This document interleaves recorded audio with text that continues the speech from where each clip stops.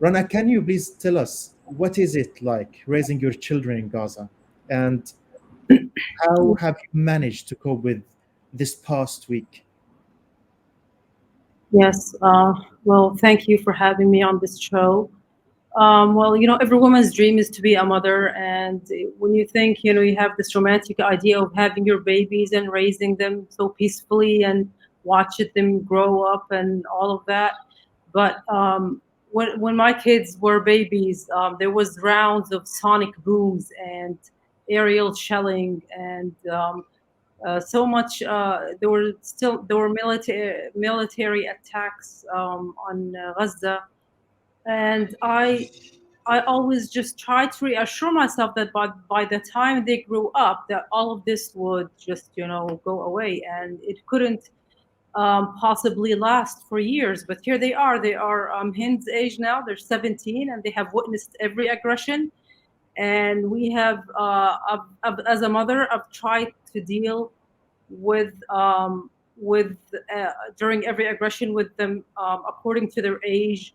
So I remember when they were very young, they would ask so many questions, and I tried to avoid answering some of their questions, and I tried to protect them from seeing, images on TV. But the environment that our children live in is uncensored, meaning wherever they go, they will see pictures of martyrs. They will hear people talking, even adults in their own house. So I watched my children grow up and absorb all this war terminology and the images and living through all these attacks.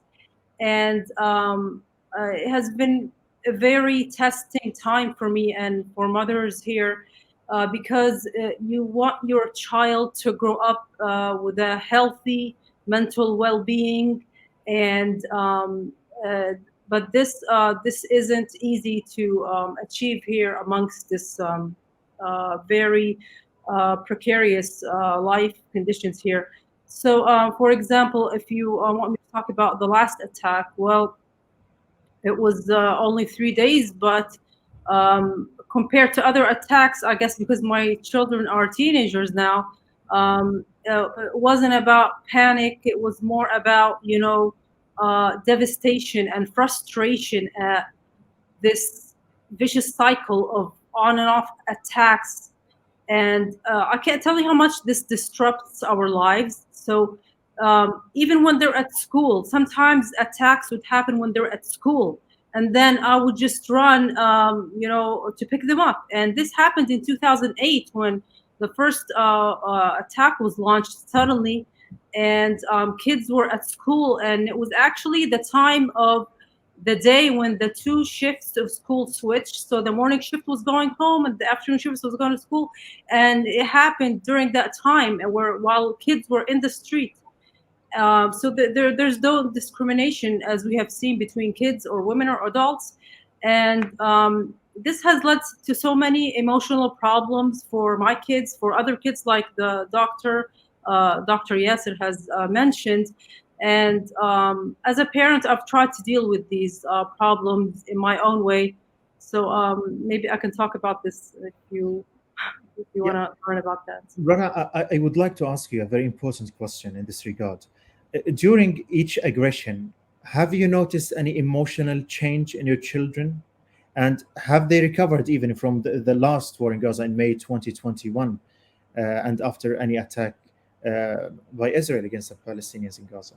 Yeah, so the May 2021 attack was a very ugly and vicious one because it was in my neighborhood. I live in a Riman neighborhood, and Wahda Street, where the let's say the onslaught happened and the massacre, where over 42 people were killed. So this was like after 1 a.m.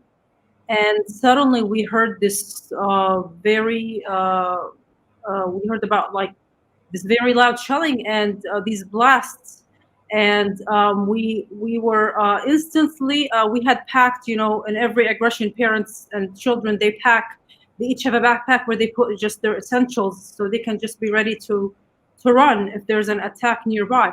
So this is what we did. We ran down out of our building, and all the nearby buildings also ran out in the street because they were, I guess, everybody thought that their building was being attacked.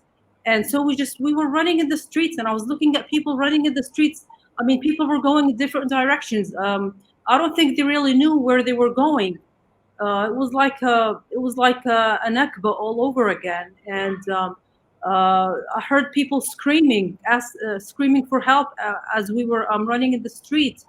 And this was very traumatic for all of us. And the next morning, I don't think we were ever the same again after that attack because it was very close to us. But what I have tried to do is that to talk to my children about what happened. It's very important that they're given the chance to express their feelings. My daughters, for example, they like to paint, they like to draw a lot, and they're always buying, colors and paper and stuff like that. They also, I encourage them to do any, recreational activities like horseback riding. They love to do this. I mean, anything that would get their minds off of what's going on, because at one point after the 2014 aggression, when they were just 9 years old, it was a very hard time for me. One of my daughters was constantly panicked, and she was always having nightmares and crying, and she was always imagining that we're gonna die, and we're just waiting for death because they saw people who they knew getting killed. And in the last aggression, one of my daughter's friends who was in their school got killed. And I don't think my daughters ever really got over her because they one of them tells me that she always sees her in her dreams, and it's very hard for them to just grasp the concept, of the notion of death and all of that. They've had to I mean, all children here in Gaza, they're very heroic, let's say, because they have grown above above their age and have been forced to absorb things that children in other parts of the world know nothing about. So ask any child here; they'll tell you what kind of plane is hovering above, whether it's a drone or an F-16. They know all of this word terminology. But as parents, we try to find, I guess, the right ways to deal with our children's trauma. And I also urge parents and myself to seek professional help, like Dr. Yasser said, because in some cases these aggressions have a very long-term effect on the children. I'm very sorry to hear your children had to go through all of this, Rana. But what about you as a mother? I know every mother worries a lot about her children, but how does it feel to be a mother in Gaza? Is it worrying constant? Do you ever get a rest? No, there's no break. Actually, the Israelis don't give us a break here. But I just want to emphasize that when aggressions are over, when these attacks finish, we're still living a smaller kind of aggression, which is the siege. Because this blockade, like Hind said, has taken up their whole. A 17-year-old has only lived under a blockade. And this is also a very traumatic experience where children feel entrapment. As a mother, I already feel that I'm trapped on this tiny piece of land where I'm banned from moving, banned from traveling. I mean, even sometimes, I have these fanciful dreams about attending a writers' conference somewhere. I mean, that's something normal for people outside. Or sometimes I just want to buy a book off Amazon and I want it delivered to me, and that never happens.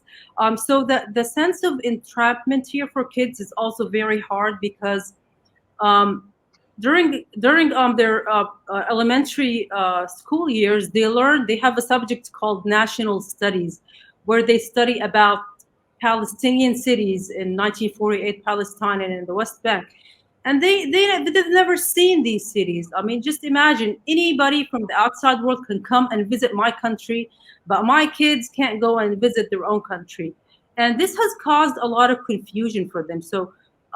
A very famous story written in one of my books is that when my two daughters were arguing one day, so one of them said, "We live in Gaza," and the other said, "No, we live in Palestine." So one of them comes to me and said, "Mom, do we live in Gaza or Palestine?" I mean, I was about to just, I really held my tears because I'm like, here are my kids learning things at school, but they don't know anything about their country because they're not allowed to visit it. And it's only a few miles away, these Palestinian cities. And I went to one of the teachers one day and I told her, can you please show them some like documentary films about Palestine? And she was like, no, they have the textbook, the pictures in the textbook, which are very dull, and they just memorize it. So this sense of entrapment where they know nothing about their country, they can't travel. They don't have the luxury of traveling and seeing other places around the world. I think it's a very suffocating feeling, and that's why it leads to. I have found that it has led to children 16 as young as 16 years old falling into depression because they see other children like them who have graduated, let's say, from school or college, and they haven't found any jobs and they can't travel. So they picture themselves and like, this is my future. This is what's going to happen to me. So why should I study? Why should I care about finishing school if I'm just going to be unemployed in the future? So as parents, we're just always trying to motivate them, and I keep telling them it's not going to it's not, things are going to change, inshallah. And I believe that faith in our community plays a very large role for many families about having, strong faith in God, and that strong faith in our cause, and that we can change this, but we just have to be patient. And yeah, I think it's a day-to-day challenge, but we have no other choice. Thank you, Rana. It's not only confusing for children to know if they are from Palestine or in Gaza, because it's also for us as adults. I'm 28 years old, and the first time I ever met a Palestinian from the West Bank or from Palestine 48 was in the UK, here in London, 3 years ago. So I never had the chance to meet with anyone from the Palestinians in the West Bank, and I always, when I would meet someone from the West Bank, I would seize the chance to ask them about Palestine, to ask them about the Palestinian cities in the West Bank, because we have never been there. We have never been there. It Yeah, would be even more funnier when I meet with the British people and Americans who have been to Palestine so many times, and I am a Palestinian. I am denied from going to the West Bank or Jerusalem or Palestine 48. Well, thank you very much, Ron. So, Gary from Scotland asks, how can it be that children who are not even eligible to vote in an election are the primary victims of a politically mastermind humanitarian nightmare? Why does the world sit in silence? And what can we do to make more noise about it? well, why are they the targets of the Israeli occupation warplanes? Because the occupation has a very sick mentality, that they want, for example, in the last attack, to prepare for his election campaign, the interim prime minister is trying to boost his election campaign. So I guess the more blood he has on his hands, the more chance he has in winning. And that's the only explanation I have, because it has happened over and over when politicians want to make some, I guess, development in their political life. That's what they do. They just attack innocent civilians, and they do this with because they know they've never been held accountable for it. I mean, the world watches, the international community watches children getting killed, and as you've mentioned, children getting arrested, children as young as 12 years old, and Israel keeps getting away with these crimes. And I guess what ordinary people can do is that I believe in the power of popular resistance and popular movements. They should do what they can to protest against this bloodbath that keeps happening, and they should also call for disarming the Israeli occupation, to stop sending arms. I mean, British and America, how much do they send every year in money or in weapons to the Israeli occupation, so they can test these weapons on us. They're lab rats here in Gaza, and then without being held accountable, they test these internationally banned weapons on us.